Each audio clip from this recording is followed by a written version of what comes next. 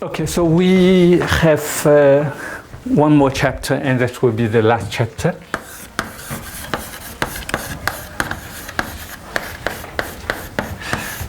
So if there is really one single thing which I wanted to talk to you about branching random walks, it could be this one.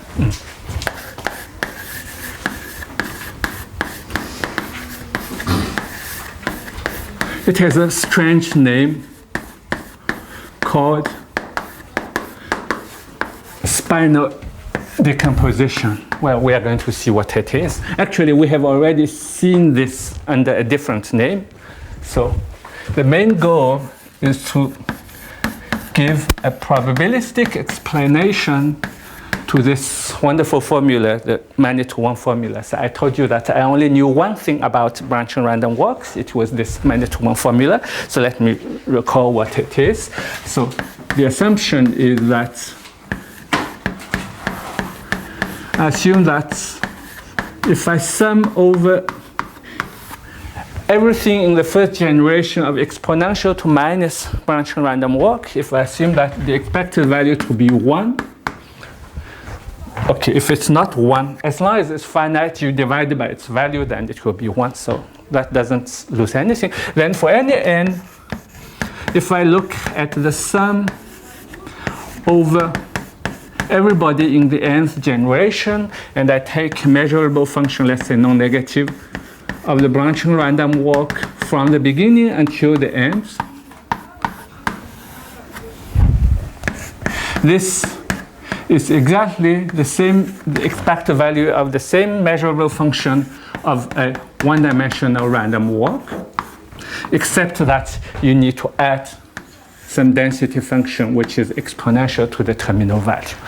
So that's the many-to-one formula. So here Si minus Si minus 1, so they are IID. Okay, S0 is 0. So if you have a one-dimensional random walk, so if you want to characterize the law, so all you need to characterize is just the law of the first step. So I take whatever non-negative measurable function, let's say h of S1. This is expect the value of sum of over everybody in the first generation of h of Vx exponential of minus Vx. And that's it. Okay.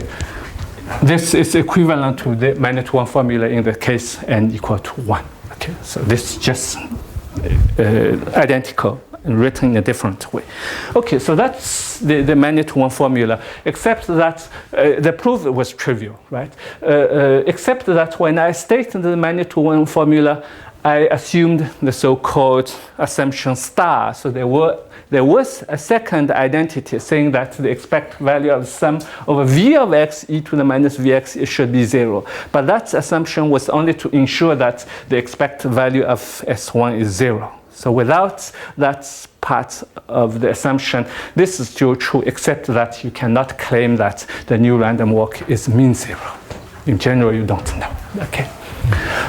Okay, so the formula was very simple, but there was something which was not clear. Whether this new random walk pops up. I mean, it comes out of nowhere. Yes, and we are going to see what it is now. So that's the unique purpose today, to make appear this somehow mysterious, very simple but mysterious random walk. Okay. So in order to avoid tedious discussions which have nothing to do with this random walk actually, so I prefer to talk about everything only about the genealogy trees. So I suggest that we only look at just usual branching process without the values of V. So you just count the numbers. So that gives you a so-called Galton-Watson tree. So I prefer to look at the simpler case of Galton-Watson trees. As long as we understand what happens to the Galton-Watson tree, we are going to see that everything is you just copy line by line, actually. So everything will be already contained in the study of Galton-Watson trees. Okay. So for Galton-Watson tree, I guess you have already more or less have encountered such things, is that you need to know at each time, for each individual in the system, you need to know the probability to have I children.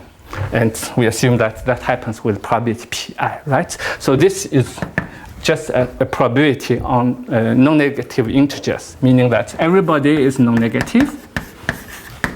And moreover, the sum is 1. So Pi will be the probability. So for everybody in the system, in the Galton-Watson tree, Pi will be the probability that any given individual has I children.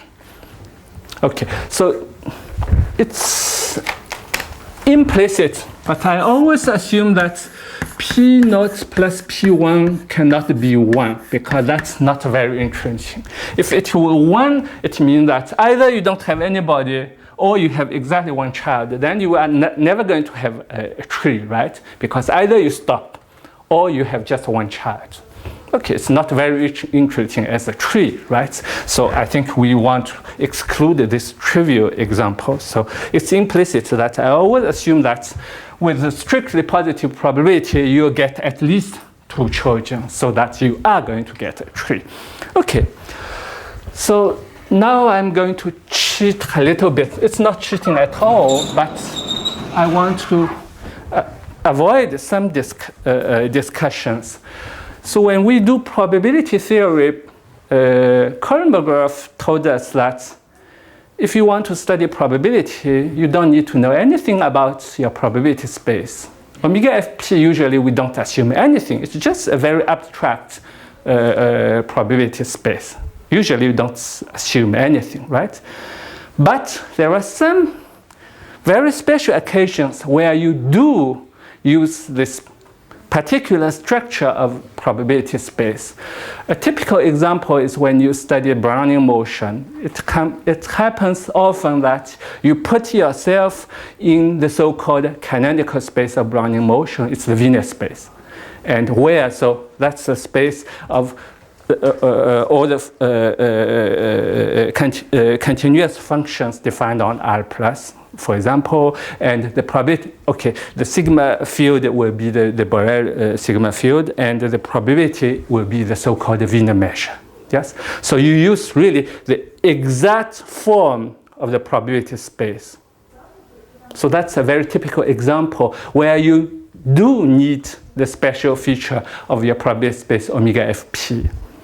Here actually is another example where we do put ourselves into a very special probability space, but we are not going to use any particularity of this probability space. All we need to know is that such a thing exists.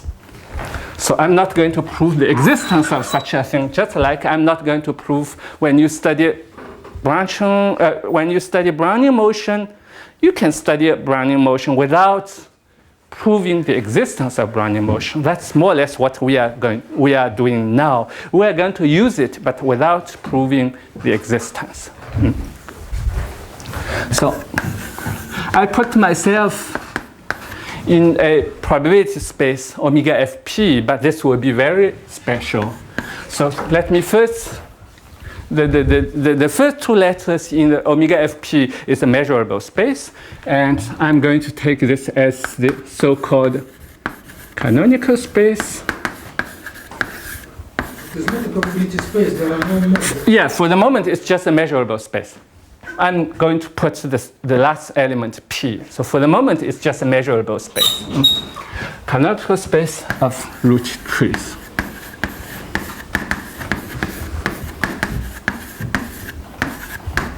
Whatever it is, I mean, you don't need to know what it is. It's just a name.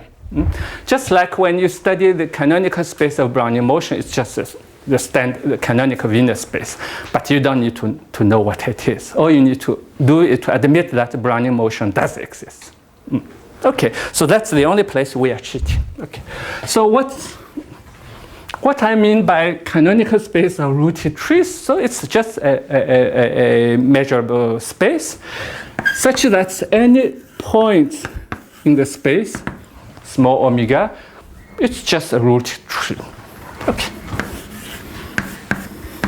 The children are not numbered. Sorry?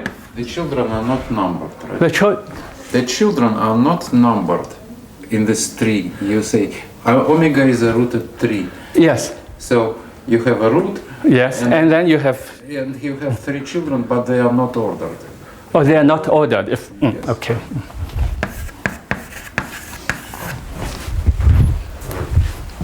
And are these 3 finite or not?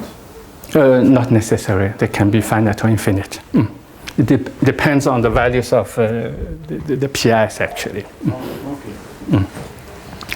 Okay, so when we start studying probability theory as a student, the very first example of concrete probability space we used probably was the construction of a uniform random variable, where omega is the interval 0, 1, F is the Borel sigma algebra associated to 0, 1, and P is the Lebesgue measure, but the restriction to the unit interval.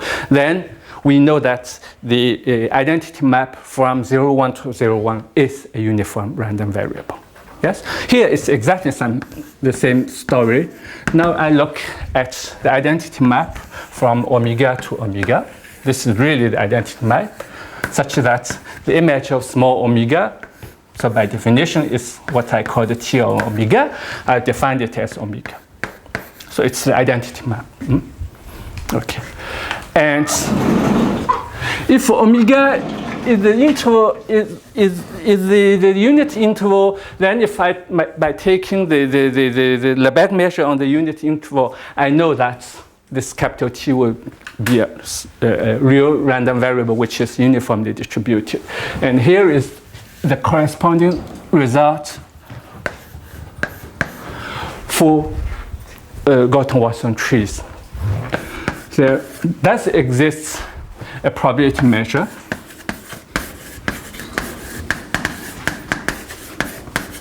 which I call P.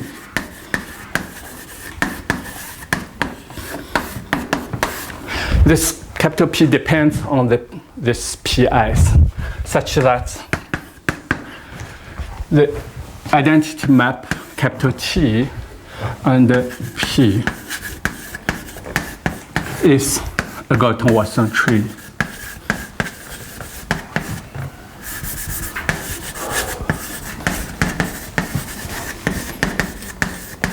With reproduction law PI.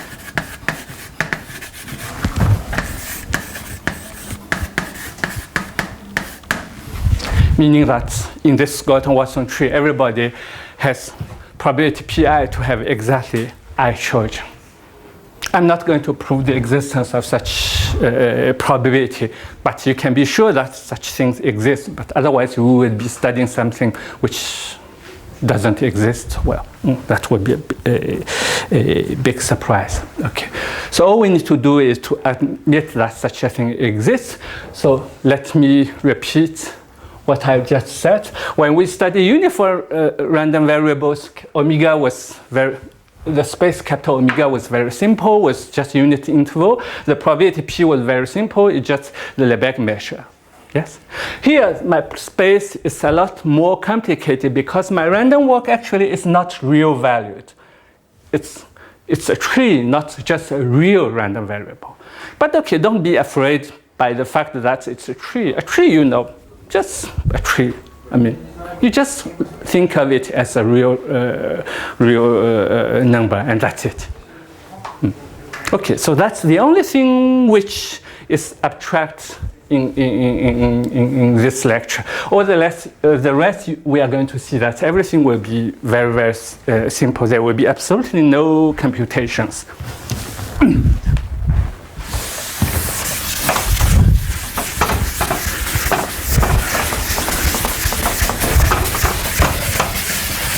Okay, so I'm going to introduce a quantity which is naturally related to the reproduction law in the mean value. So I take small m to be the expected number with respect to the reproduction law, and I assume that this is finite. But I don't assume anything whether it's smaller than 1, bigger than 1, or equal to 1. So it means that my Galton-Watson tree could be supercritical, subcritical, or critical. It doesn't matter at all. Okay. And in that case, as long as it's finite, now I'll define something which I called capital N or small n. It's Zn divided by m to the n. And Zn is the number of individuals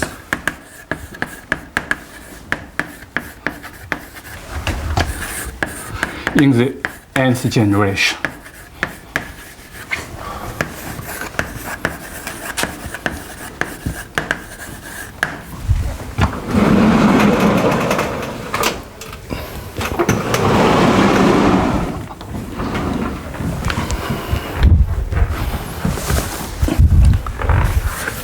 And since I divide the number of people in the same generation by m to the number of the generation, it's immediate that actually it's a martingale, and it's non-negative martingale.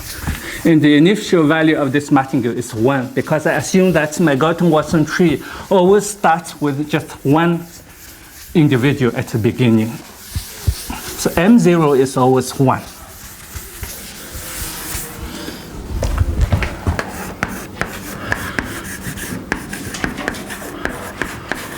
So this, it is immediate that it's a martingale with respect to its natural filtration. So Fn here, everybody guessed, Fn is the sigma field generated by everything in the first n generations from the tree. Yes, so generations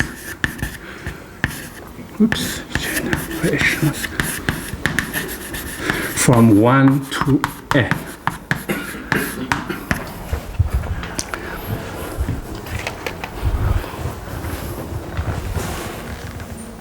Okay, so I have a filtration and I have a martingale with the expected value to be 1. So according to Kolmogorov's extension theorem, there does exist, well, it's even unique, a probability measure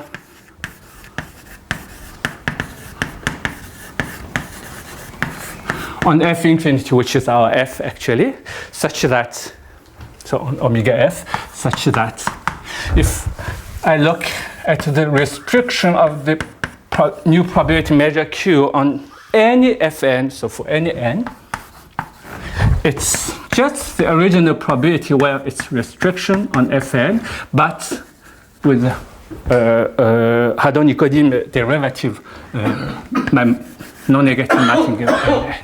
Yes? Okay, so if you don't like the writings here, it means that Q of A for any A in Fn for any n, it's just the expected value of Mn over the set A. Yeah.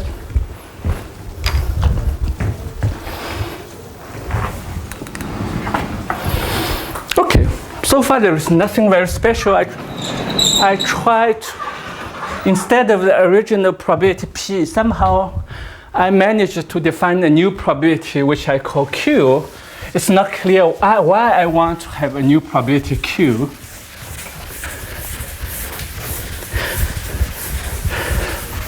Let me make a trivial observation, is that the new probability Q is very different from the original probability Pi, from the original probability P. So for example, original probability P, so under original probability P, I know that for every one the probability of having I children was pi. And here, so I fix n, I look at the probability and the new probability q, that's in the nth generation there is at least one person, yes? Okay, this of course, the set of course is in Fn.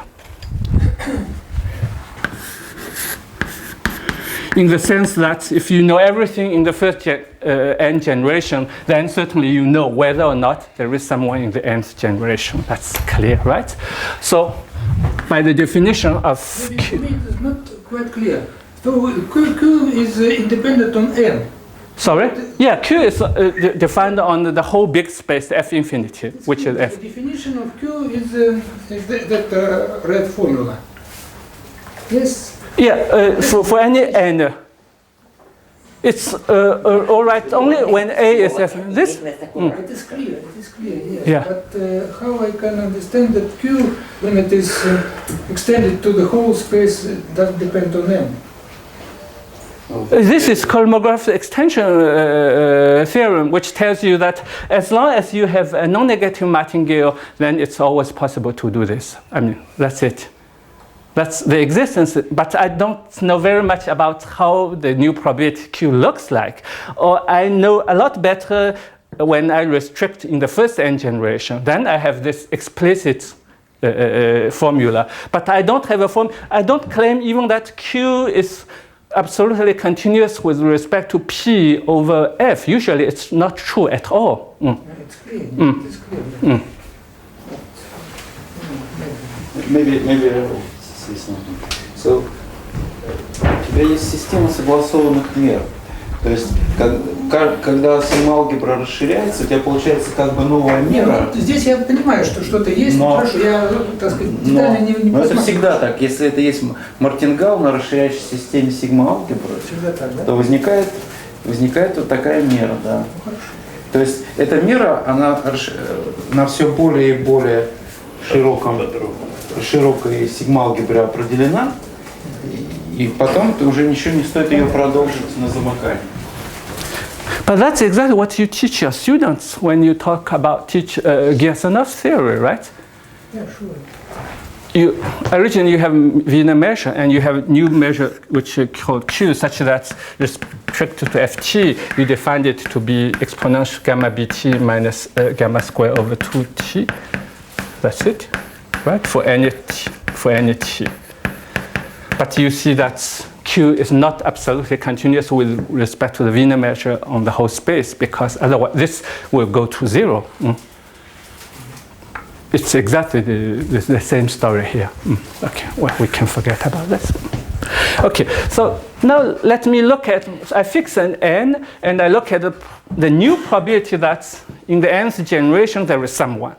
Okay, so because the event is in Fn, so by the definition, it's just the expected value with respect to the original probability P, which I don't write anything particular, of the density, which is Mn, indicate of the function Zn.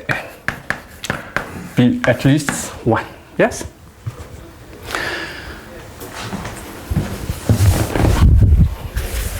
And then I realized that, okay, in this case, it doesn't, I mean, it's a little bit silly to put this indicator function.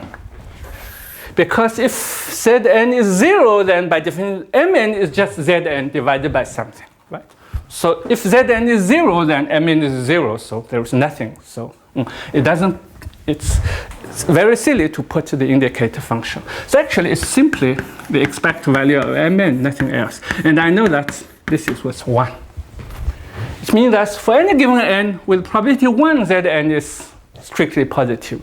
And the number of n, of course, is countable. So I can exchange for all n with probability 1. So I have just proved that with Q probability 1, for every n, Zn is at least 1. It means that under the new probability, actually, my tree always goes down. In the original probability P, it's quite possible that it just disappears if P0 is strictly positive. Yes, but with a new probability, I know that there will be no leaves at all. You can keep going on, keep going on. You will never stop because I proved that with Q probability, there is at least someone at each. So what I have proved that Q almost surely the so-called non-extinction of the rooted tree capital T. Okay.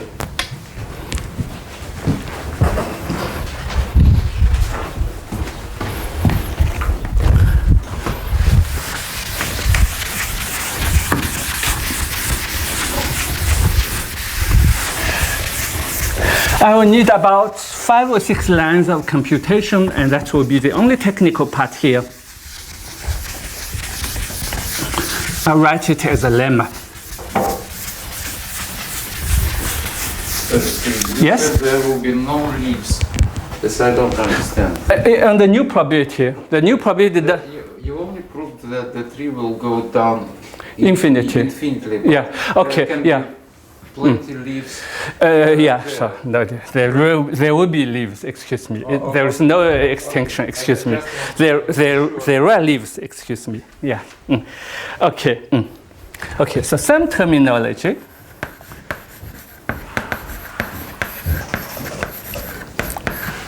It turns out that, okay, capital T and the P, that was just a Galton-Watson tree, so there was nothing very special.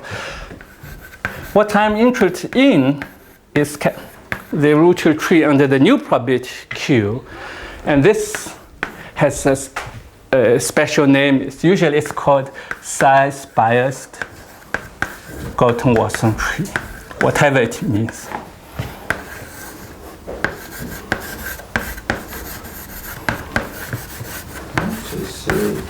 It's sufficiently clear what does it mean. Yes.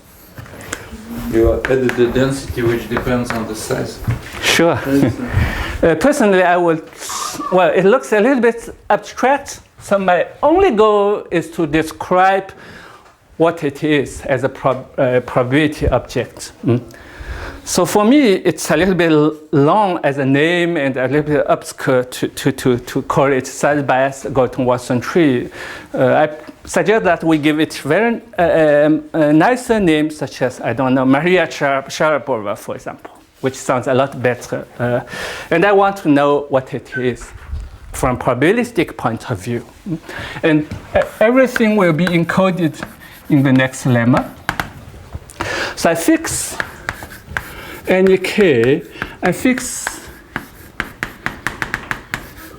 k measurable sets for the value.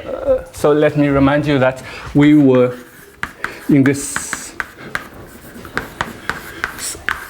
probability space omega fp, right? Except that I added a new probability which I call Q, and under P I know capital T was a Galton-Watson tree, and I want to know what happens of T but under Q. Yes. Here is my description. So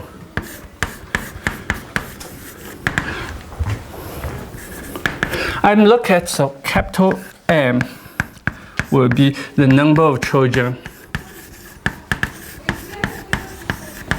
of the roots 0. So capital T anyway is a rooted tree, so it has a certain number of children. In my picture, there are 4 of them. Yeah? So in my picture, capital N is 4.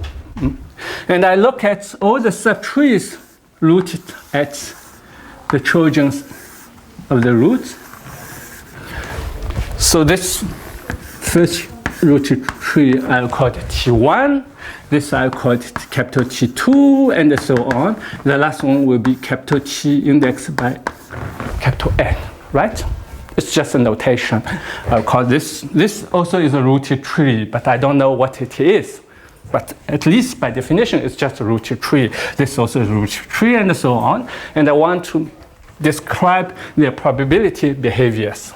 So I'm interested in the Q probability of the following events, such that the root at the beginning has exactly K children for 1, and moreover, the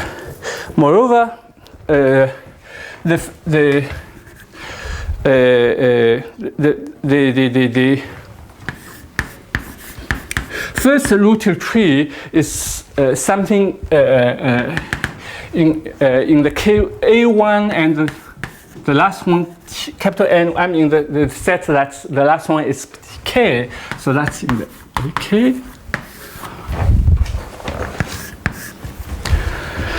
And I have a formula for this one, and the formula, it looks horrible, and we are going to see it's very nice actually.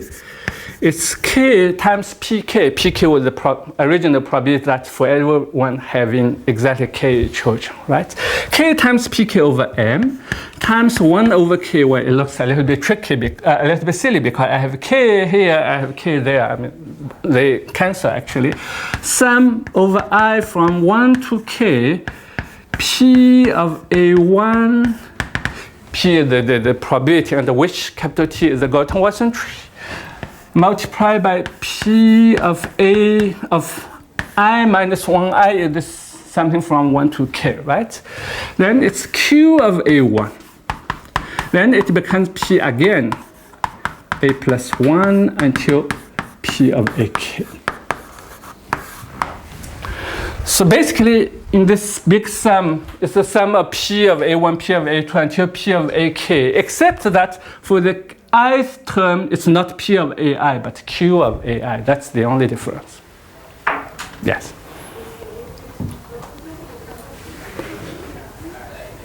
Okay, so I suggest that we first admit.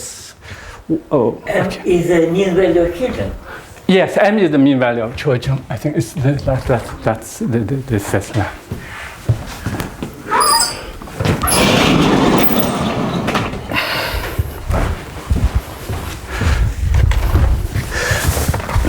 Okay, so maybe I should prove it. The proof is very simple.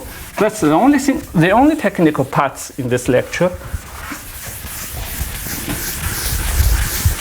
So there are 5 or 6 lines of computations. Proof.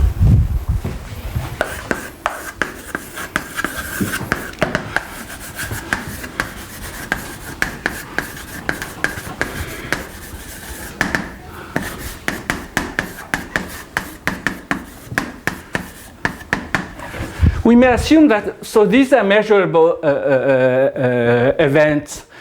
I claim that without loss of generality, I can assume that everybody events are measurable, but not only just completely measurable, but only with respect to the first n steps. If you are able to prove the whole the identity for all such events, then you use just a usual monotone class theorem argument, or I think in Russia it's called pi lambda theorem or pi lambda lemma. I understand that it's Dean King who was the first one calling it with some Greek letter names. Anyway, you see what it is. So I mean, it's immediate that if this is true for this, then it will be true for every all measurable ones. Okay. And the advantage with this assumption is that I can make explicit computations. So if I write the Q probability as LHS for left-handed side. So the expression on the left-hand side.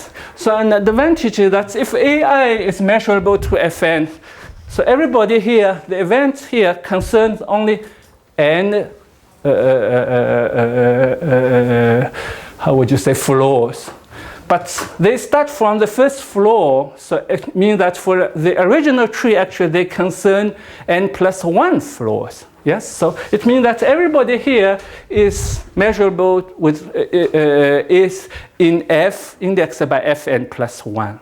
So Q of something in the Fn plus 1, of course, it's expect value of the same indicator function, but with the density which is m of n plus 1. It's z of n plus 1 divided by m of n plus 1. That's the definition of Q, right? And that's it. So I copy the events. So events is n is k, t1 is in a1, and so on. tk is in ak. So here I need to assume that everybody is in Fn, because if it's not, then I wouldn't know what density I should put. That's the only reason why I assume that. Okay. Now I make a trivial observation is that actually I'm able to know, so on the events that the roots has exactly k children where I am, I can write explicitly what Zn plus 1 is.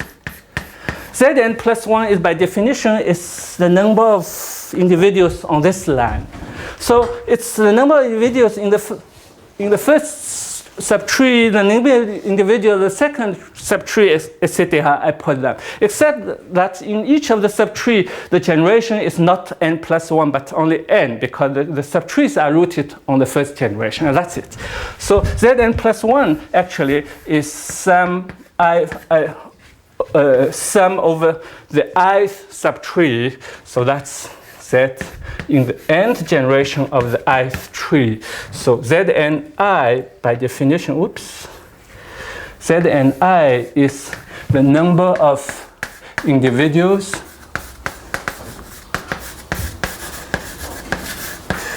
in the nth generation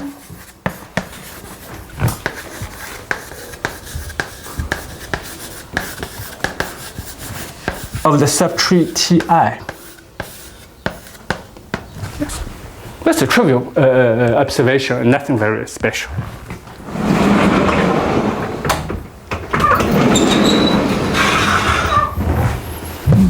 Okay, so now I can complete my computation now. There is nothing very special. I can do the exact computation.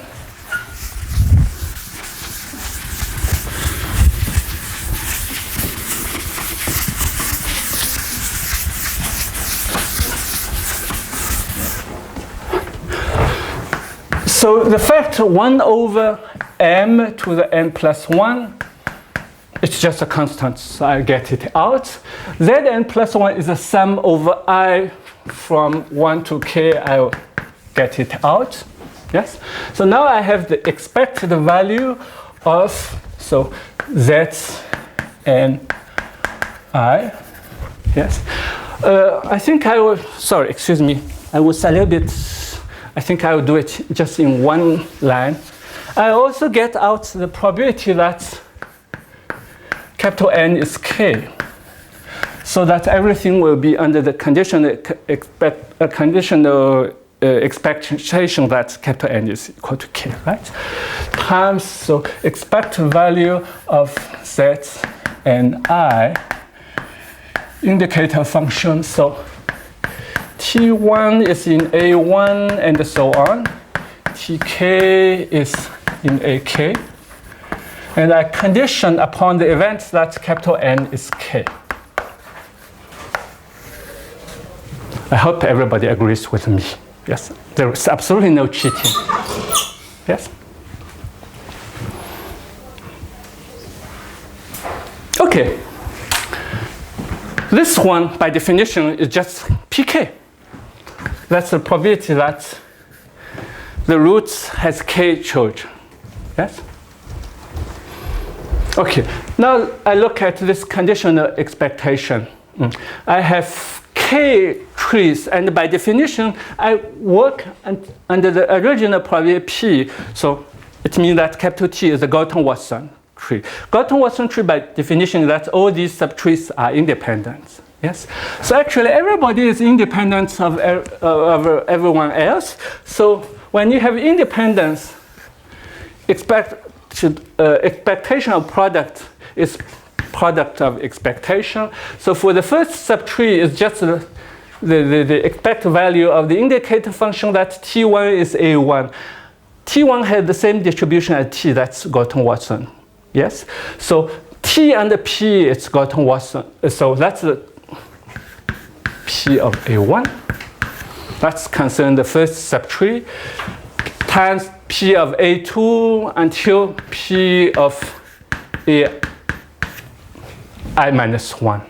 But the ith tree is a little bit special because this guy depends only on the ith tree. By definition, this is a number in the nth generation of the ith tree, yes? So the ith one has the expected value of Zni times the indicator function that Ti is in Ai. Yes? So the ith one is special. Everybody else just has a single indicator function. So multiply by P of Ai plus 1 and so on, P of Ai. AK. Yes? That's it.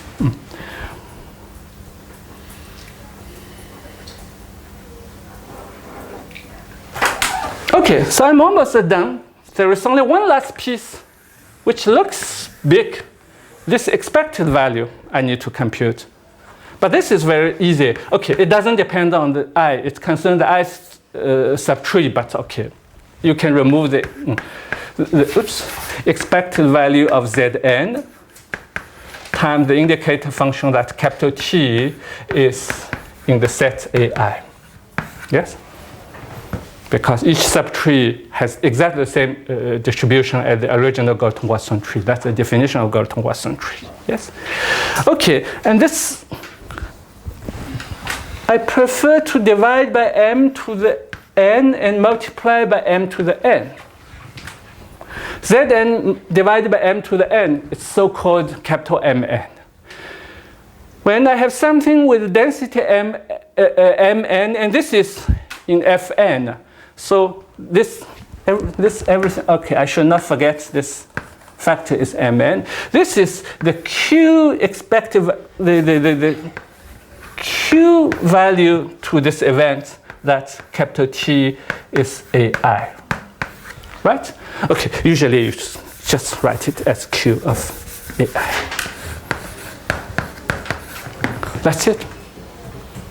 So you put everything together. M to the n, here you have m to the n plus 1, so there is only 1 over m left, and that's it. There's pk, sum of everything, and that was exactly what that's the end of the proof of the lemma. Yeah. We did the hard job. Our work is finished. Now it's time to enjoy the harvest. So that was the only job we did just before the break, the lemma. Now you need to know how to, to receive the fruit of your work, what it tells us. Yes, so it's a question of interpretation, and that's my main theorem. It's called spinal decomposition. For this thing which Misha finds the name very intuitive, which I find the name a little bit strange. I prefer to call it Maria Sharapova, the size-biased Galton-Watson tree.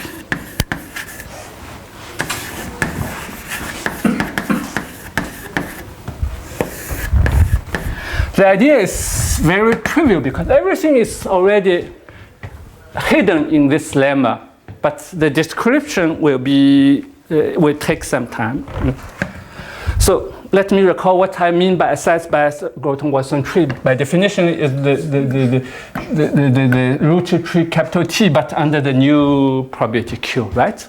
So I just draw a picture of the. Okay, you need to leave a lot of space here because I'm going to add a lot of new pictures inside. So it's a rooted tree. So this is rooted tree T under the new probability Q. That's what you call size-biased Galton-Watson tree, which I call Maria Sharapova. Okay, so I'll start from the beginning. The roots, I know it has some children. And I know that we have proved before the break that under Q, you are sure that everybody has at least, well, it will not die out. Yes? So the roots certainly will have at least one child. So let's first look at the roots. So the roots, the probability that it has k children is not pk. That was what happened under p, but now we work under the new probability q, right? So for the roots, it's very easy to work out what's the probability that the root has k children. All you need to do is to take all these ai to be the whole space, so that there will be everything else will disappear. So all the p's, all the q's are just 1. So sum and divided by k is just 1. So that's k pk over m. That's it.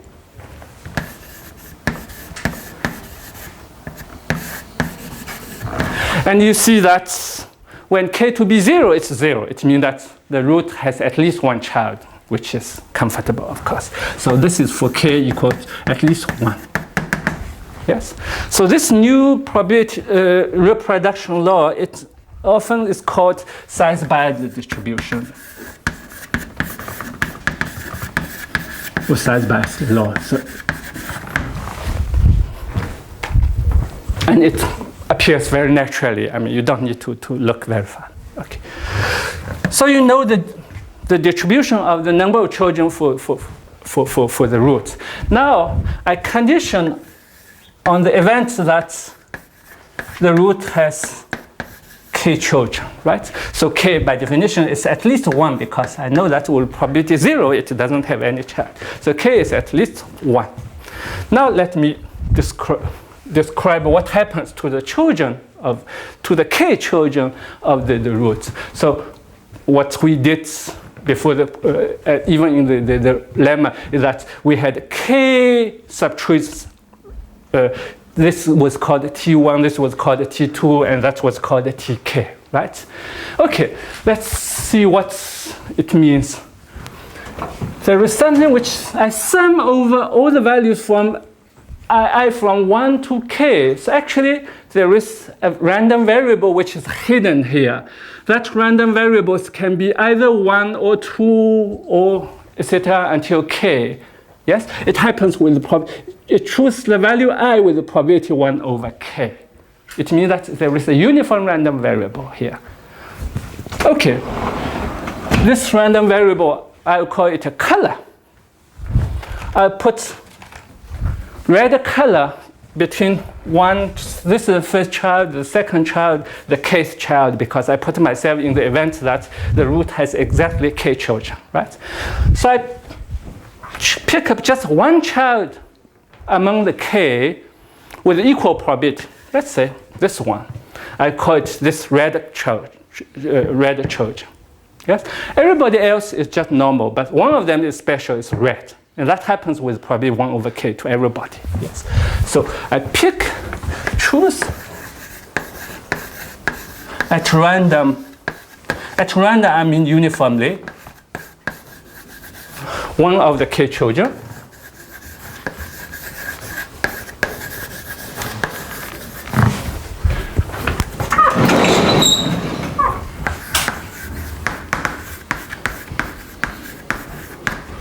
Call it W1 and color it in red.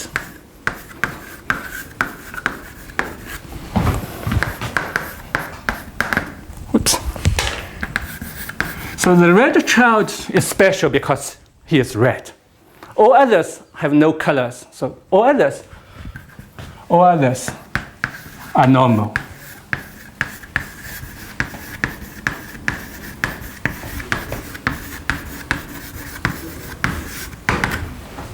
Okay, so let me come back to this picture.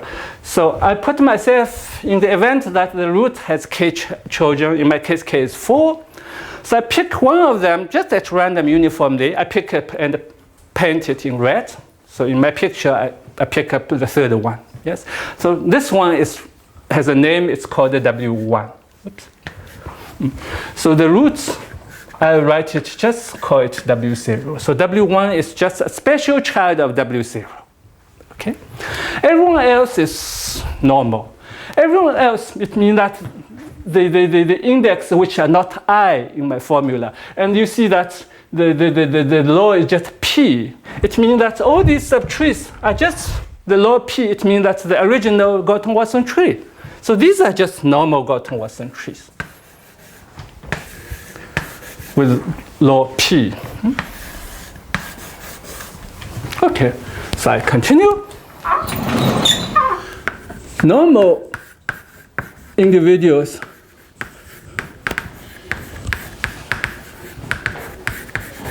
produce usual Galton-Watson trees.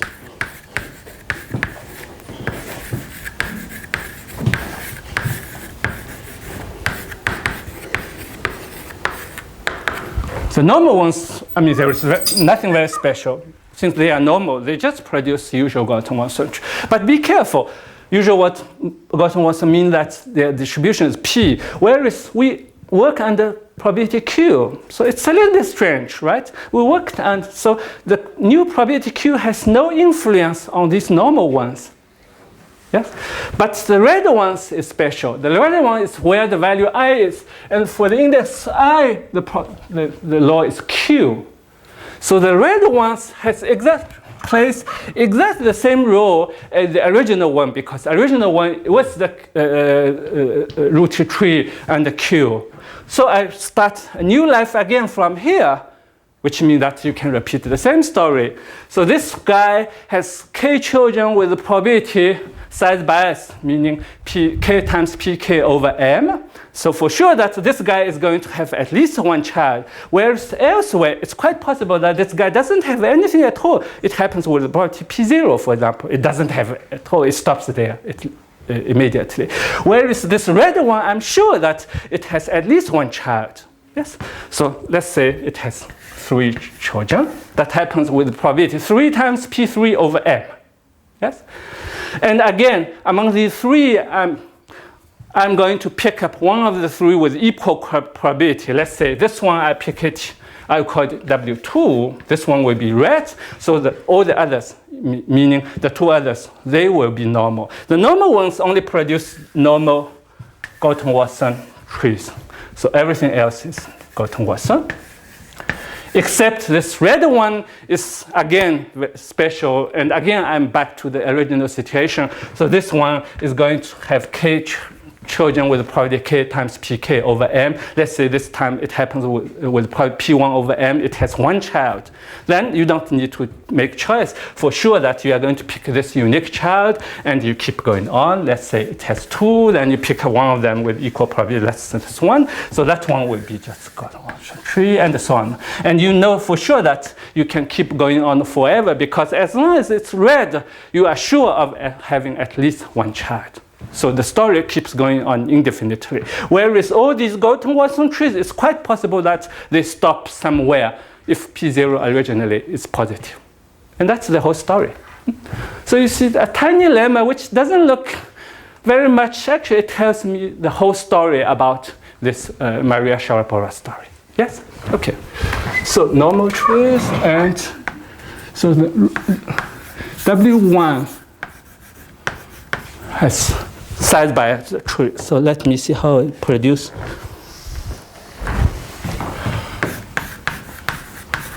Uses children according to the size bias. Size biased law, which means here, and we pick up at random one of the children. When you say we pick up, it means you somehow assume they are ordered. Because otherwise you can say, I just take one of them and yeah, you just put. I say you will be a red one. Right? If they are not ordered, what for should we make this extra randomness? Well, you have a certain number, so okay, no? You give just a number, right? Even though they, I just say, Пусть безименных вы одного называете. I just say, this guy has 7 children. I say one of them will be red. And okay. Well, okay. Actually, you can say there are 2 sorts of particles, right? Every time one special particle is born. So in a sense, it's a branching process with a very special 2-type particle distribution, right?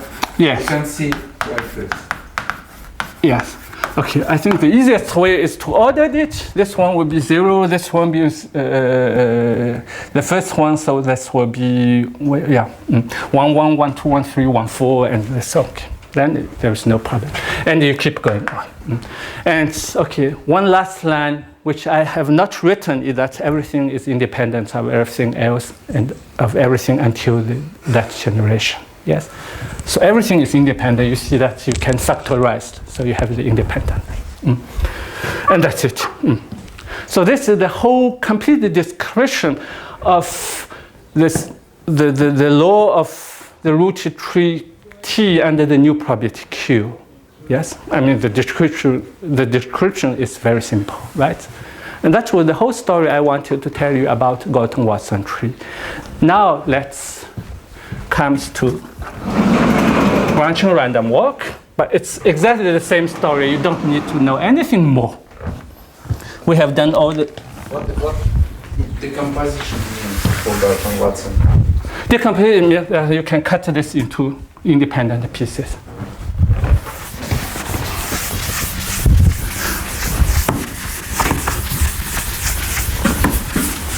Oh, I didn't tell you the story about what's... So the root is automatically red. What I mean by spinal, it means that what happens, the only infinite ray which is red, this one is called the spine. It keeps going on. This is called the spine. Somehow, just like in your body, this is really the most important part.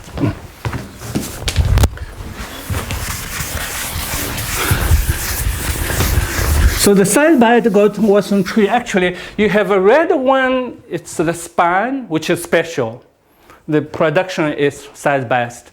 Or everyone else is just usual Galton-Watson tree, and that's it. So the decomposition is very simple. And we were able to do that because of this tiny lemma. Okay, now the last part. For branching random walks.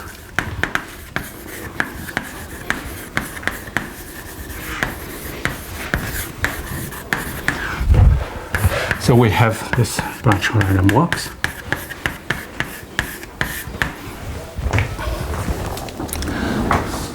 Again, so now I think everybody gets what we are going to do. We are going to put ourselves in the canonical space of rooted trees, but with values representing the positions called market trees. I'm gonna, okay, who cares about the exact form of the space, because we never use the exact form of the space. So there is an assumption is that the expected value of the sum of e to the minus of vx to be 1. Okay, under this assumption, now I have a martingale.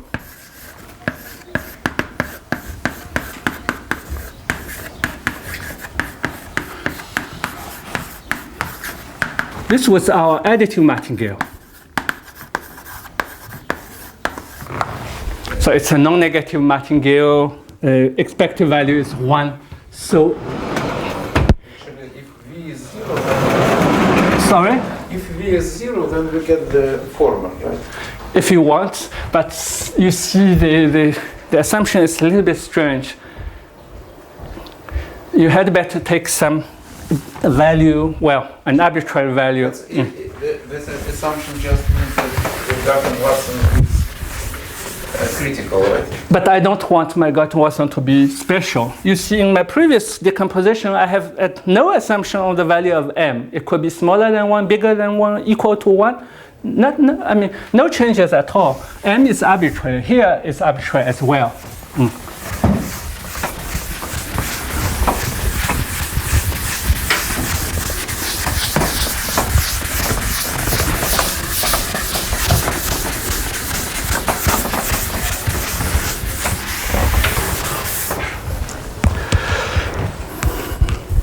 Okay, so I had martingale. So again, Kolmogov's extension theorem tells me that I can find a probability measure which I called Q again on F, such that the restriction of Q on Fn is just the original probability P on Fn, but with the density which is my martingale, which is Mn for any n. Yes? Okay, so exactly the same reason. And the new probability Q, I know that I can keep going down, keep it going down. Nothing will prevent me from keep going down. So the original branching random walk, but under the new probability Q, it has a name. It's called size-biased branch random walk.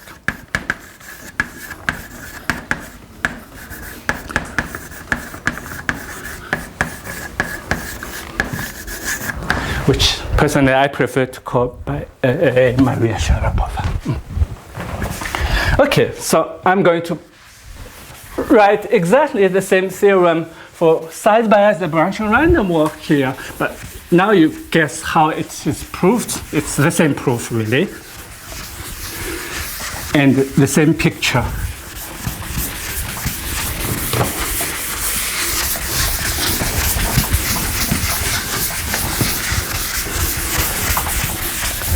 I think I write the statement of the theorem on the left-hand side, and I write the picture on the right-hand side.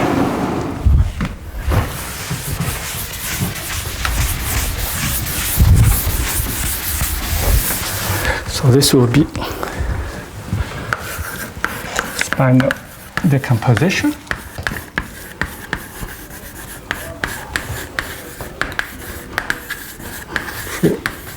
Size-biased branching random walks.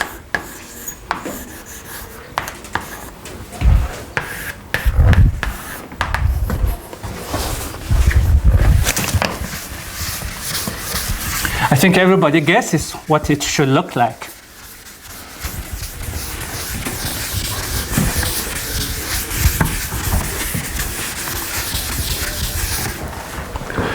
When we draw a genealogy Gaussian tree, we draw like this. We start on the top and then we going down. Whereas when we draw a picture of branching random walk, usually time is this and the space is that. So I draw it like this. This was the original. Originally I only had, so this is branching size-biased branching random walk. So under Q.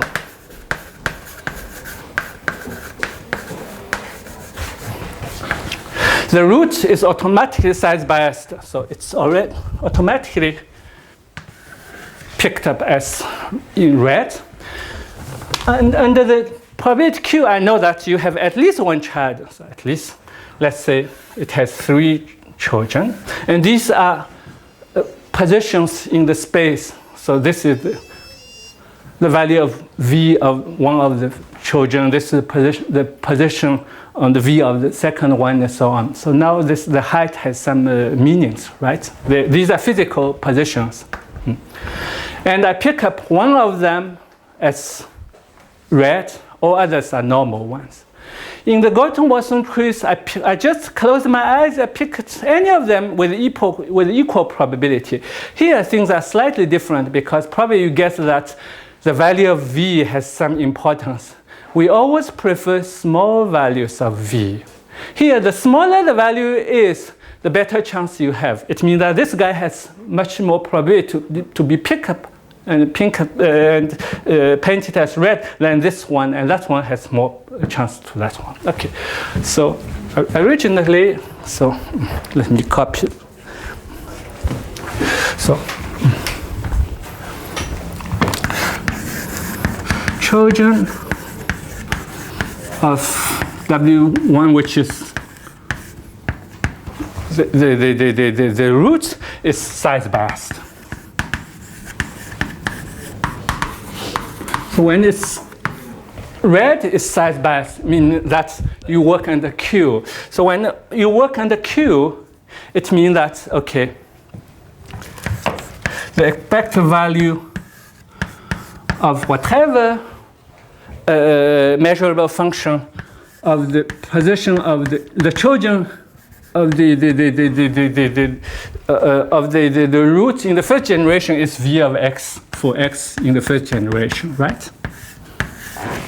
This is F1 measurable because it concerns only everything in the first generation. So we know that the density is M1. So that's the expected value on the P of M1 times for whatever measurable function, let's say non-negative measurable function of F. So M1, by definition, M1 is sum over everybody in the first generation of e to the minus Vx, with the first value of my non-negative martingale, right? Okay, so this is the distribution for size biased. So the first one, the distribution is not according to P, but rather according to Q, because this one is red. Now I choose one of this, choose among W1. So now I need to pick up one of them. I'm going to pick up as red one, so which I'm going to call W1 among the children Y of W0 according to probability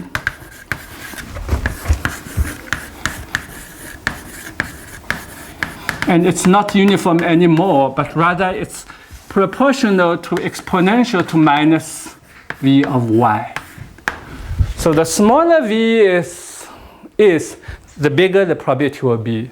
In the Galton-Watson tree, there was no story about the value of V. Everybody has the same value of V, so it doesn't depend on anyone. That was why it was uniform.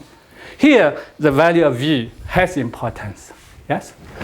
Okay, so this is proportional. It means that actually, if you really want to write explicitly what it is, of course, the exact probability is e to the minus of V of Y divided by sum over all Y's in the first generation of this guy, which was M1. Yes, so this is, but why should we write divided by M1? I think what really matters is that it's proportional to exponential to minus the value of the branch random walk. Okay, so where did I put it? Let's say we have picked up, okay, this one, yes?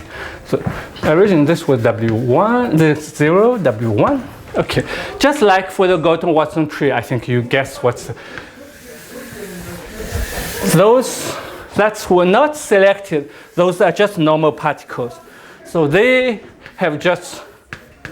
produce usual branch random walks. So all others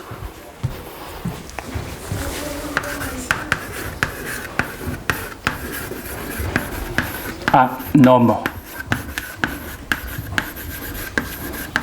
From here you can write the story by yourself. So the normal ones produce just usual branch random.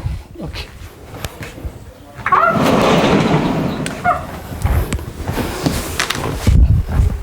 It's exactly written here.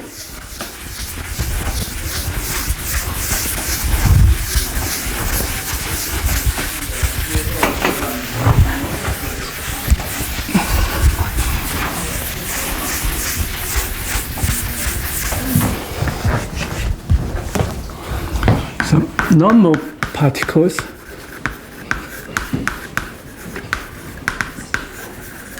produce usual branch random walks.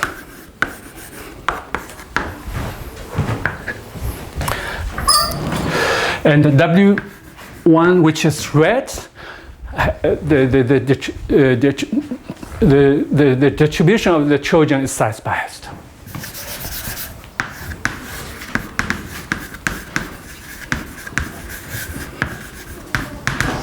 So size biased.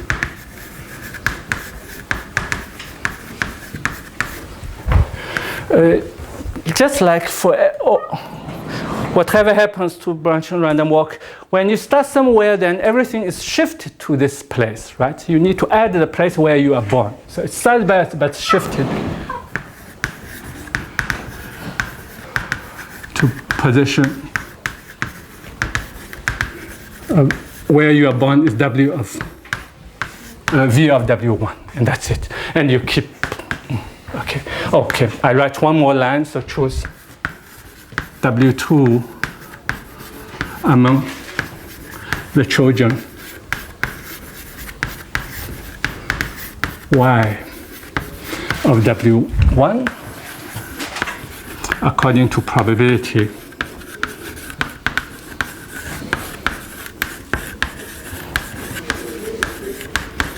which is proportional to e to the minus v of y again. Now I don't think I need to write anything. So each time you pick up a red one, so one of them is red. There is only one in each generation which is red. The red one, the children is size biased because it's painted in red. Yes, everyone else has just normal branch random walk. So this one is red. The red one, I know that for sure he has some children, at least one. So let's say there are two of them. And I pick up one of them as red according to probability, which is proportional to e to the minus the value of the branch random walk. So let's say this one. So the first one is normal, so it's sub tree, it just produces normal branch random walk. And this one is red, so the same story keeps going on and going on, and that's it. Okay, so it's exactly the same story as the one for Galton-Watson trees. I hope it's all right. And that's more or less the end of the story. Now, why I was doing all this stuff, I told you all the stories. Now let's come back to the many-to-one formula.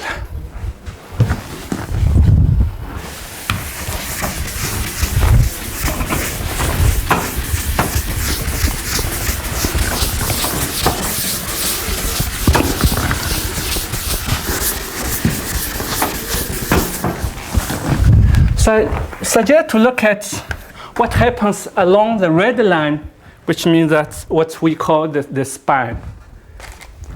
So again, I have this red one. Red one, I know that it goes, no one can stop it. It goes indefinitely.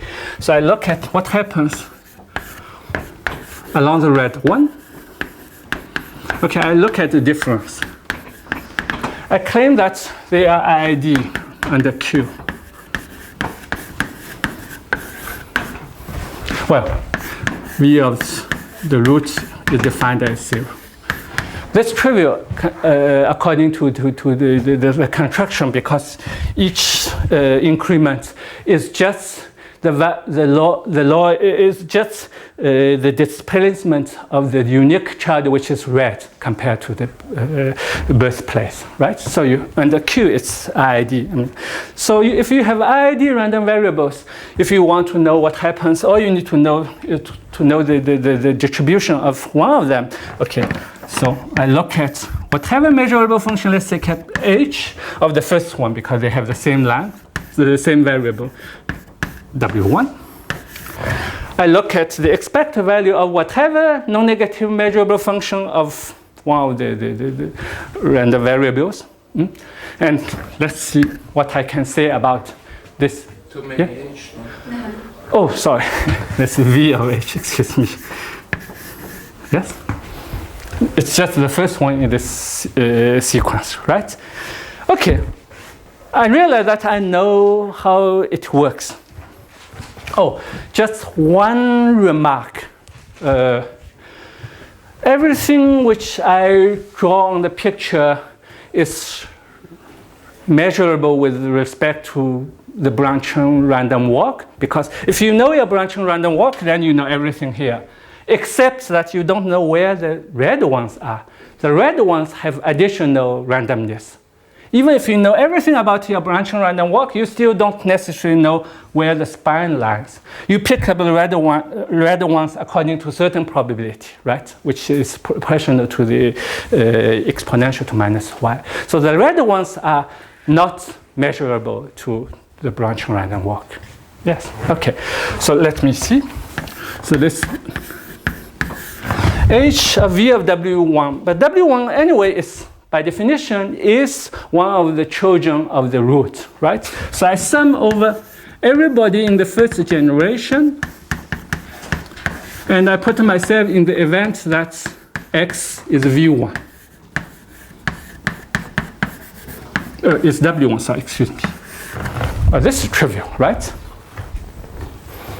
And I want to compute the expected value of this guy. Now I argue that expectation is expectation of conditional expectation. Why not? So I always integrate with respect to Q. So the sum, there is no computation at all. The only computation we already did in the proof of the lemma. That was the unique place where there were computation. Here, in principle, I can put whatever sigma algebra I want to put, but everybody gets that. The nice choice would be to what happens to the first generation in the branching random walk. So everybody is measurable except this red place where I don't know where it is. Everything else is measurable with respect to F1. Okay, but I know how to compute this conditional expectation. So let's look at this conditional expectation. So it's sum over everybody in the first generation because they are measurable. V of X is measurable, so that's H of V of X.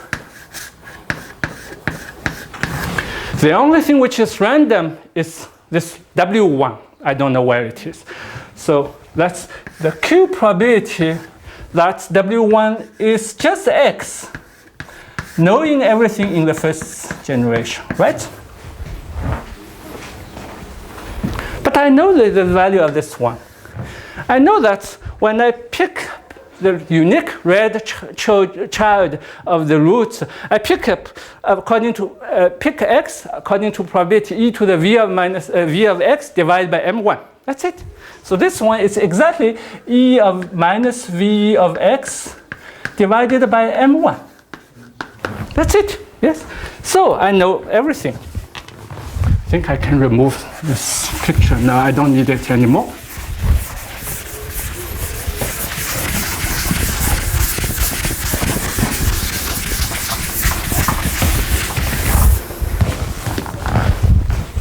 So I compute the value of the conditional expectation. So that's expected value of sum. Okay, I have 1 over M1, so I'll put it here.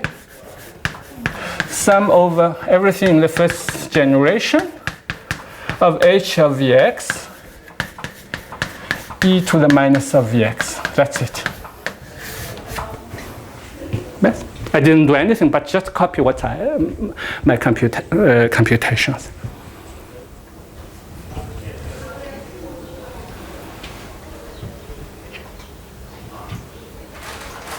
Okay, so now everything here is F1 measurable because it was conditional expectation with respect to F1, so it's normal that everything is F1 measurable. If you have everything which is F1 measurable, you integrate with respect to Q.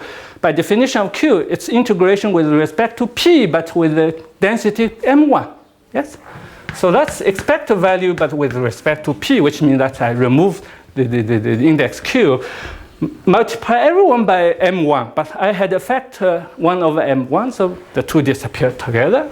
It's the sum over everything in the first generation of H of Vx e to the minus V of x.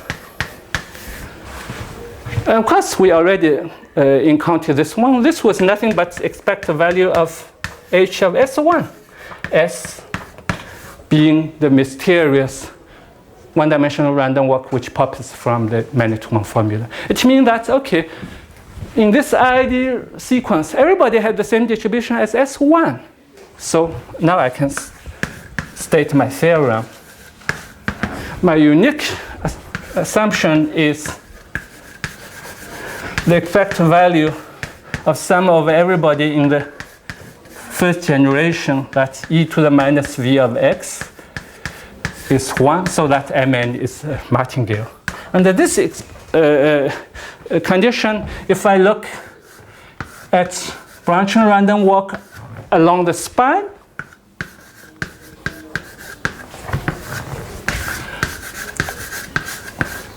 what we call Maria Sharapova, along the spine only, I realize that it's a random walk whose step distribution is the same as S1. So the distribution of this is the distribution of S1, Sn, under P.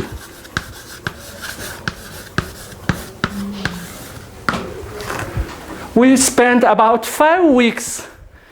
This was the only thing which I wanted to show you, is that the very simple but a little bit mysterious one-dimensional random walk which appears in the many-to-one formula actually is nothing but branching random walk along the spine.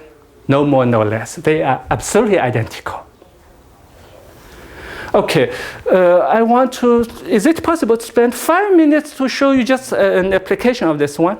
Yeah. 5 yes, minutes. 5 minutes, not more than that. Okay. Just an example of application. But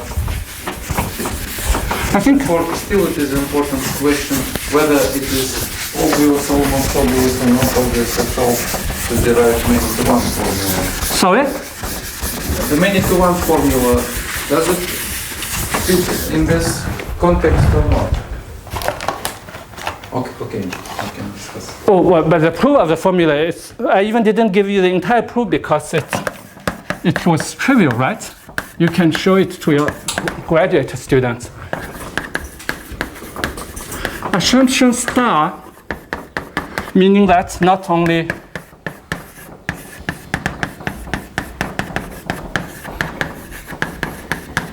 this was the first part, and moreover,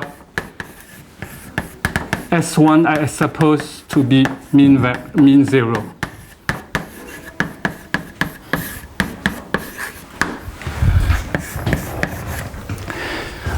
I announced that Mn, which by definition is the sum over nth generation e to the minus v of x, it converges almost surely to 0.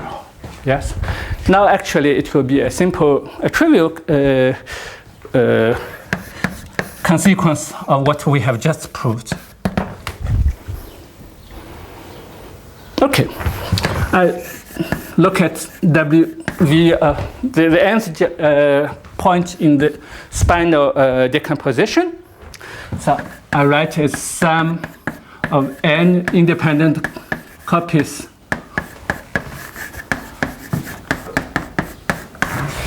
So by what we have proved, these are RID under Q. And moreover, now under this new assumption, the second expected value is 0. So meaning that everybody has Q expected value 0. Which means that I'm looking at sum of RID mean 0 random variables. And moreover, they are not identically 0. They cannot, otherwise it's impossible to have both. Yes? My system is supercritical, so the expected value is strictly greater than 1. So I have sum of mean zero ID random variables, I know that, and they are not identically zero, I know that the upper limit is plus infinity, the lower limit is minus infinity. So Q almost surely, because they are mean zero only under Q. So under Q, I know that the lower limit is minus infinity. So Mn is the sum over e to the minus v of x for all x in the nth generation. So it's greater than or equal to any given term. I pick up just the one in the span. So the lower limit is minus infinity. It means that the upper limit is plus infinity. And I think this will be the end of my story.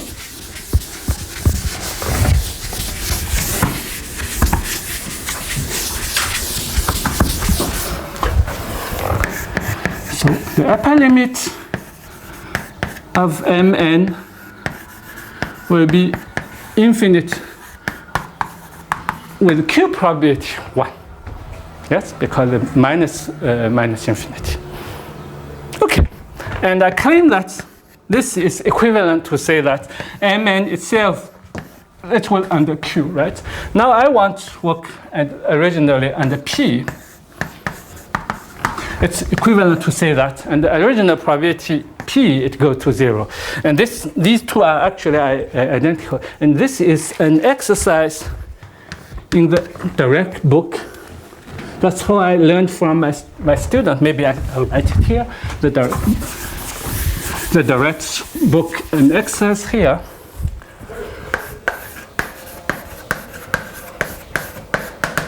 So if I have a filtration,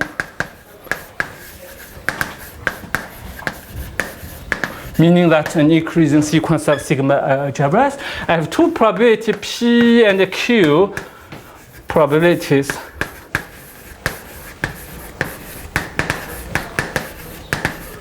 on F infinity, which is defined as the smallest sigma algebra containing of everything, of all the Fn's, and such that